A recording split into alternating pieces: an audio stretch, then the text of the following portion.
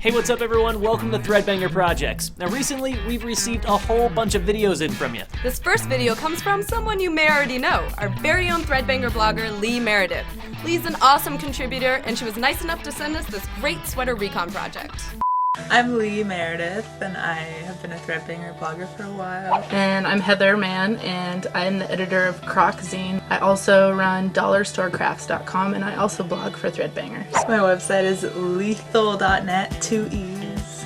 We want to bring some Portland flavor to Threadbanger because it's sorely lacking, and Portland is a really happening craft scene. And there's amazing thrift stores and secondhand craft stores and discount stores, so we're focusing on reused, recycle, and discount cheap crafts, and we have plenty of that to shop for in Portland. That's right. Hope you'll enjoy doing cheap crafts with us. For us, cheap's not a bad word, it's the best word. So for my first project for thrift store crafting, I'm going to show you how to take a pullover sweater, a boring pullover, and convert it into a cool cardigan and add buttons on. You might remember this one was the first sweater, the first blog post I ever did for Threadbanger, and it was a cotton sweater, and I cut it and then I added a crochet trim so it wouldn't unravel because you can't felt cotton. But I'm going to show you how to felt a wool sweater, and then it prevents it from unraveling.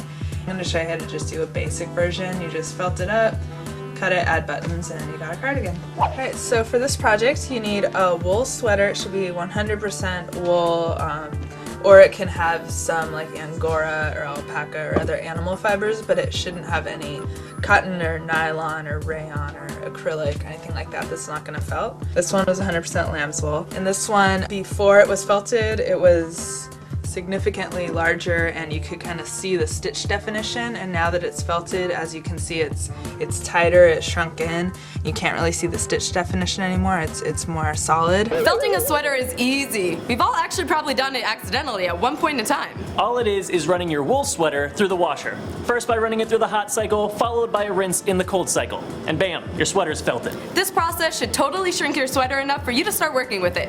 If you're dealing with a bigger wool sweater, drying it will shrink it even more, sometimes up to 70%.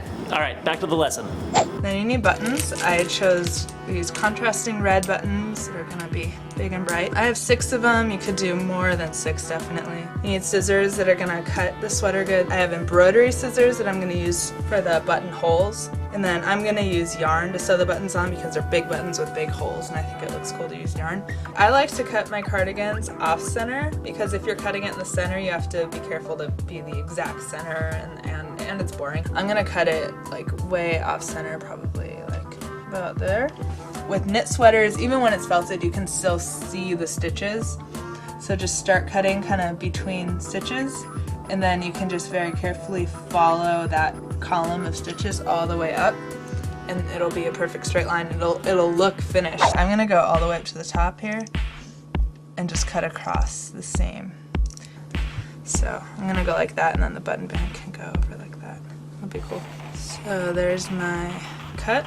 It looks all nice and finished because I stayed on the stitches. And then the buttons are gonna go on this side.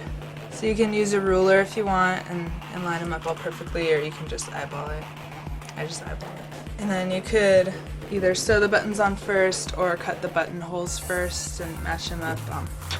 I don't think it really matters, just whatever's easier for you. I am using like a big crewel needle. Yeah, so big enough eye for the yarn to go through, but I made sure that it fits through my buttonholes. So I got them all sewed on, and now all I need to do is cut the buttonholes, and I'm done. Oh my god. Good job, Rob. Keep coming. Delivery. Whoa. Holy cow. Awesome. Coates and Clark. Dual duty, general purpose sewing thread. Dual Duty XP.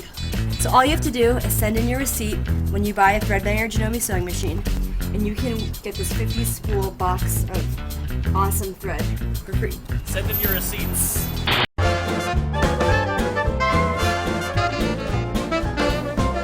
You're watching Threadbanger. So I'm just gonna start at the top, line it up, look at where it goes. You wanna make sure you cut the holes on the same And make sure you cut it big enough but not too big, so it's good to check if it works when you think it might be too small, you know? You can see that actually works even though it looks kind of too small. So I've finished that.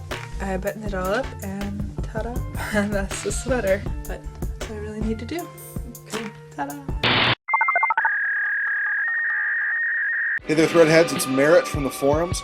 I wanted to share a few projects that I had made in the last little while. I just discovered Threadbanger recently, and it's been really awesome and lots of good inspiration and kind of gotten me back into the DIY stuff. I made a skirt out of some old Hawaiian shirts that I had and hadn't worn in like 3 years. Probably throw it over a bathing suit or whatever, but it's a lot of fun. And I made this pencil case or like paintbrush case or knitting needle case. Or for me, it's really important to take the things that you believe in and really live them out. And with all the waste and everything that happens in our world today, I think DIY and reusing what we have and not just kind of throwing it away is super important, and it's something that I want to model to people. I'm hoping one day to save up and get a decent machine so I can teach people a little bit better about how to take the stuff that they have and give it more life and longer life rather than just throwing it away. And hopefully I'll be able to save up and get something decent, like maybe a Threadbanger's machine or something. That'd be really funky. Anyway, I wanted to share that with you, a little bit why I think DIY is important and some of the stuff that I had done. So, A big thanks to Lee for hooking us up with this month's viewer project. Remember, if you have a camera and a cool tutorial that you want to share with the rest of the DIY world, all you gotta do is film it, shoot it, and upload it to threadbanger.com. It's that simple. Until then, flip those cameras on, get those scissors and sewing machines a-going, and we'll see you next time.